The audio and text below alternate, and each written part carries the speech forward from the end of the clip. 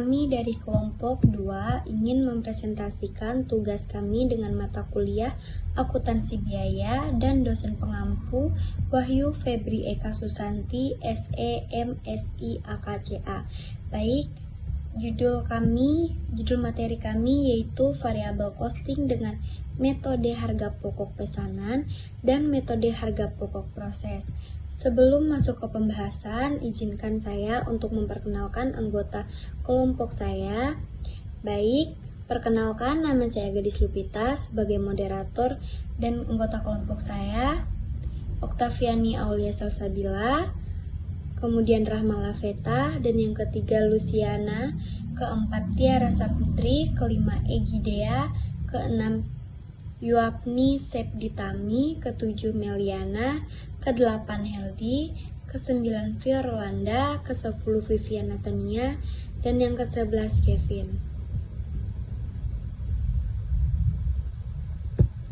Baik, di sini saya akan menjelaskan yaitu variabel costing atau biaya variabel. Variabel costing adalah metode penentuan harga pokok produksi di mana hanya biaya-biaya variabel atau biaya yang berubah sesuai volume produksi yang dimasukkan ke dalam harga pokok produk.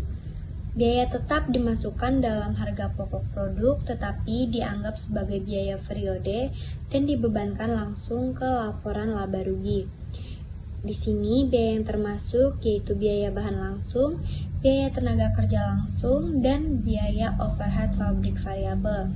Dan yang tidak termasuk yaitu biaya overhead tetap yang dibebankan sebagai biaya periode atau periode cost. Baik, kemudian metode harga pokok pesanan atau job order costing. Metode ini digunakan ketika produk dibuat berdasarkan pesanan khusus atau batch kecil yang unik. Ciri khasnya yaitu biaya dikumpulkan untuk setiap pesanan atau job, cocok untuk perusahaan seperti percetakan, bengkel, proyek, konstruksi, dan lain-lain. Variable costing pada job order costing yaitu biaya variabel, bahan langsung, tenaga kerja langsung, overhead variabel. Ini dikumpulkan untuk masing-masing pesanan. Biaya tetap tidak dialokasikan ke pesanan, tapi dibebankan ke laba rugi secara langsung sebagai periode. Laporan biaya per pesanan mencerminkan hanya biaya variabel. Kemudian metode harga pokok proses atau proses costing. Metode ini digunakan saat produk dibuat secara massal atau kontinu. Ciri khasnya yaitu biaya dikumpulkan untuk setiap departemen atau proses dan cocok untuk industri seperti makanan, kimia, tekstil, dan juga lain-lain. Nah, variabel costing pada proses costingnya yaitu hanya biaya variabel atau bahan langsung, tenaga kerja langsung, overhead variabel yang dibebankan ke tiap unit produk pada setiap proses. Kemudian biaya tetap dibebankan ke laba rugi sebagai biaya periode bukan ke unit. Perkenalkan, nama saya Nur Rahma Laveta. Di sini kita akan masuk ke pendahuluan, di mana materi ini menerapkan variabel costing atau direct costing, yang metodenya hanya memasukkan biaya produksi variabel ke dalam harga pokok pesanan atau HPP, dan biaya tetap adalah beban. Tujuan dari materi ini yaitu memahami perekayasaan informasi biaya di bawah variabel costing pada perusahaan, yaitu yang pertama, menggunakan metode harga pokok pesanan. Menghitung HPP per pesanan sesuai dengan konsep variabel costing. Yang kedua, menggunakan metode harga pokok proses, di mana menghitung HPP per satuan yang dihasilkan secara massa sesuai dengan konsep variabel costing. Saya Vivian Natania. Di sini saya akan menjelaskan konsep dari variabel costing. Di mana yang pertama, hanya biaya variabel produksi yang dimasukkan ke harga pokok produksi. Artinya, ketika kita menghitung biaya untuk membuat suatu produk, yang kita hitung hanya biaya yang berubah-ubah sesuai dengan jumlah barang yang diproduksi saja. Contohnya seperti bahan baku dan upah tenaga kerja langsung. Nah, semakin banyak barang yang diproduksi, semakin besar juga biayanya. Jadi setiap produk itu hanya menanggung biaya yang benar-benar muncul ketika produk tersebut dibuat. Lalu yang kedua adalah biaya tetap, itu dianggap sebagai biaya periode, bukan bagian dari harga pokok. Jadi biaya tetap itu seperti gaji supervisor, sewa pabrik, penyusutan mesin. Nah, itu tidak dihitung ke dalam biaya per unit produk. Sebaliknya, biaya tetap yang dicatat langsung sebagai biaya periode, yaitu beban pada laporan laba rugi di bulan atau di tahun saat biaya itu terjadi. Artinya, biaya tetap itu tidak dibebankan ke produk tertentu, melainkan ke periode waktu. Lalu yang ketiga, fokus pada hubungan antara biaya dan volume kegiatan. Nah, dalam variable costing yang perlu diperhatikan itu adalah bagaimana biaya berubah saat jumlah produksinya berubah. Biaya variabel itu akan naik kalau produksinya naik dan turun kalau produksinya turun. Nah, kan biaya tetap itu tidak berubah walaupun jumlah barang yang dibuat bertambah atau berkurang selama masih dalam kapasitas produksi yang normal. Halo teman-teman semuanya, perkenalkan saya Hildi Hildo, saya dari kelompok 2. Di sini saya ditugaskan untuk menjelaskan bagian klasifikasi biaya dalam variabel costing. Untuk klasifikasi biaya dalam variabel costing itu dibagi menjadi 4 ya teman-teman. Yang pertama itu ada biaya bahan baku langsung, yang kedua itu ada biaya tenaga kerja langsung, yang ketiga itu ada biaya overhead pabrik variabel, yang ketiga itu ada biaya overhead tetap. Nah, kita masuk ke bagian yang pertama, itu ada biaya bahan baku langsung. Untuk biaya bahan baku langsung itu termasuk biaya variabel, contohnya itu kain untuk baju, tepung untuk roti. Jika jumlah barang ini naik bila produksi meningkat. Nah, untuk yang kedua itu ada biaya tenaga kerja langsung. Biaya tenaga kerja langsung itu termasuk biaya variabel, contohnya untuk upah per potong atau per jam kerja. Semakin banyak barang diproduksi, semakin besar biayanya. Nah, untuk yang ketiga itu ada biaya overhead pabrik variabel. Biaya overhead pabrik variabel itu termasuk biaya variabel, contohnya itu yaitu listrik, mesin, bahan penolong, perawatan kecil, biaya berubah sesuai volume produksi. Nah, untuk yang keempat itu ada biaya overhead tetap, itu tidak masuk ke HPP teman-teman, melainkan dianggap biaya periode, contohnya itu sewa pabrik, gaji, mandor, penyusutan mesin. Nah, untuk metode itu dibagi menjadi 2 teman-teman, itu ada absorption costing, yang kedua itu ada variable costing. Nah, kalau untuk yang absorption costing itu semua biaya produksi, bahan baku langsung, ditambah tenaga kerja langsung, ditambah overhead variabel, ditambah overhead tetap, dimasukkan ke harga pokok produksi. Nah, kalau untuk yang variable costing, hanya biaya yang sifatnya variabel yang masuk ke harga pokok produksi, sedangkan overhead tetap tidak dimasukkan, tapi langsung dianggap biaya periode di laporan laba rugi. Jadi untuk kesimpulannya itu bisa dikatakan mereka memang sama-sama menghitung biaya produksi. Untuk bedanya letak perlakuan biaya overhead tetap. Bisa dibilang absorption costing lebih lengkap, sedangkan variable costing lebih ke biaya variabelnya saja. Oke, sekian dari saya. Terima kasih. Baik, di sini saya akan menjelaskan tentang teori metode harga pokok pesanan atau yang biasa disebut dengan job order costing. Nah, di mana metode ini itu digunakan untuk menghitung biaya produksi berdasarkan pesanan khusus dari pelanggan atau customer. Selanjutnya, biasanya itu metode ini itu digunakan oleh perusahaan seperti percetakan, kontraktor, bengkel, atau produsen mebel kostum. Nah, dalam metode ini, semua biaya produksi seperti bahan baku, tenaga kerja langsung, dan biaya overhead pabrik, semuanya itu dicatat dan dikumpulkan untuk setiap pesanan secara terpisah. Adapun tujuan dari metode ini adalah agar perusahaan itu dapat mengetahui dengan tepat total biaya dan harga pokok per unit untuk setiap pesanan, sehingga bisa menentukan harga jual yang sesuai dan mengontrol efisiensi biaya produksi. Lalu ada rumus dasar dari harga pokok satuan, di mana total biaya pesanan ditambah dengan jumlah unit dalam pesanan. Materi selanjutnya akan disampaikan oleh teman saya. Oke, di sini kita akan masuk metode harga pokok proses. Nah, apa itu pengertiannya? Nah, metode harga pokok proses itu metode penentuan di mana biaya produksi dikumpulkan untuk setiap periode, kemudian dibagi rata dengan jumlah unit yang diproduksi. Adapun contoh perusahaan, yang pertama itu ada industri makanan dan minuman, yang kedua itu ada industri tekstil, yang ketiga itu ada industri semen dan kimia. Nah, lalu ada pun ciri-ciri dari metode harga pokok proses itu. Yang pertama, dia cocok untuk perusahaan dengan produksi massal dan berulang. Lalu yang kedua itu ada biaya dihitung per periode, bukan per pesanan. Nah, yang ketiga itu ada harga pokok dihitung dengan rata-rata per unit. Lalu yang keempat itu ada proses produksi biasanya kontinu melalui beberapa departemen. Nah, begitu penjelasan dari metode harga pokok proses. Baik, di sini saya akan menjelaskan contoh soal harga pokok proses.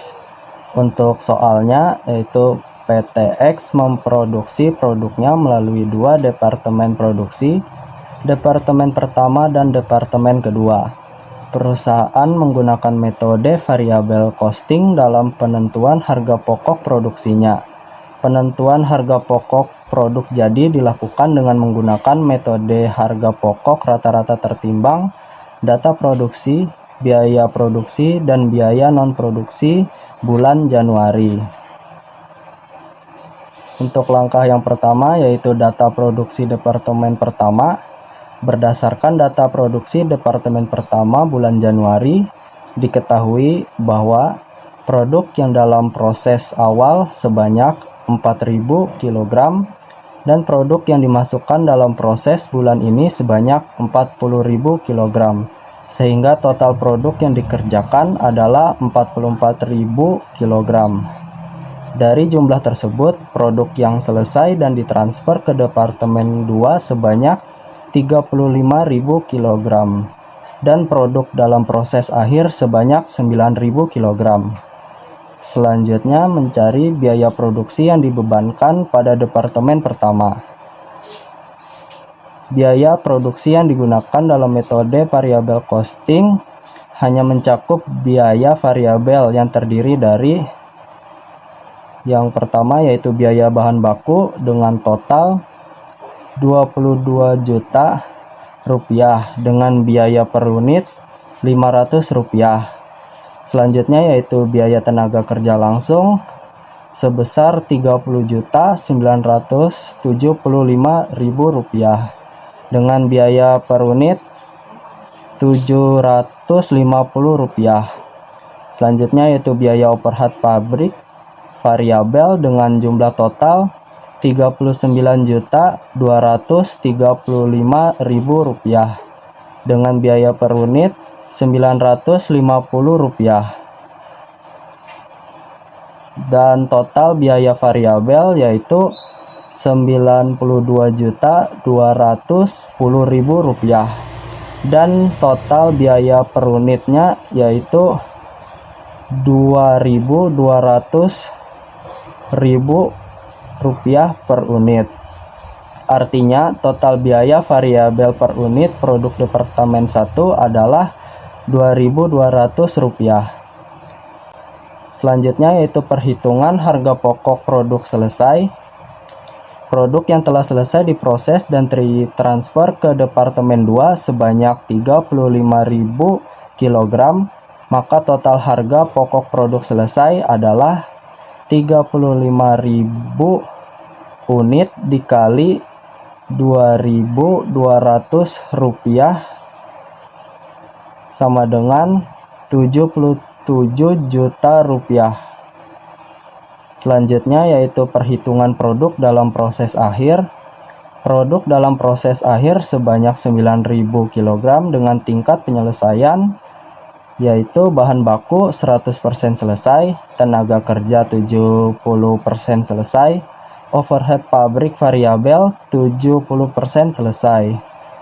Perhitungan harga pokok produk dalam proses akhir adalah sebagai berikut, yaitu bahan baku dengan persentase selesai 100% dengan perhitungannya yaitu 9.000 dikali Rp500 sama dengan Rp4.500. Tenaga kerja 70%, perhitungannya 9.000 dikali Rp750 dikali 70% menjadi Rp4.725. Selanjutnya overhead pabrik variabel dengan persentase penyelesaian 70%, perhitungannya 9.000 dikali Rp950 dikali 17% menjadi Rp5.985.000. Total keseluruhannya yaitu Rp15.210.000. Selanjutnya yaitu total biaya produksi departemen pertama. Total biaya yang dibebankan pada Departemen 1 dapat dihitung sebagai berikut, yaitu Rp77 juta, yaitu produk selesainya, ditambah Rp15.210.000, yaitu produk dalam proses akhir, sama dengan Rp90.210.000. Angka ini sesuai dengan total biaya variabel yang telah dialokasikan ke Departemen 1 sebelumnya, sehingga perhitungannya dianggap tepat dan seimbang. Selanjutnya yaitu biaya non-produksi dan data penjualan. Selain biaya produksi, terdapat pula biaya non-produksi yang terdiri atas biaya pemasaran dan biaya administrasi umum, baik yang bersifat tetap maupun variabel. Jenis yang pertama itu di jenis biayanya yaitu biaya pemasaran variabel dengan jumlah Rp10.200.000. Selanjutnya biaya pemasaran tetap yaitu Rp15 juta. Selanjutnya biaya administrasi dan umum variabel yaitu Rp7 juta. Selanjutnya biaya administrasi dan umum tetap yaitu dengan jumlah Rp12 juta. Sementara itu hasil penjualan selama bulan Januari adalah 30.000 unit dikali Rp8.000 sama dengan Rp240 juta. Perkenalkan, nama saya Egida Kumala Aurelia dengan NIM 2330103030068. Saya akan menjelaskan bagian saya yaitu perbandingan metode harga pokok pesanan versus proses.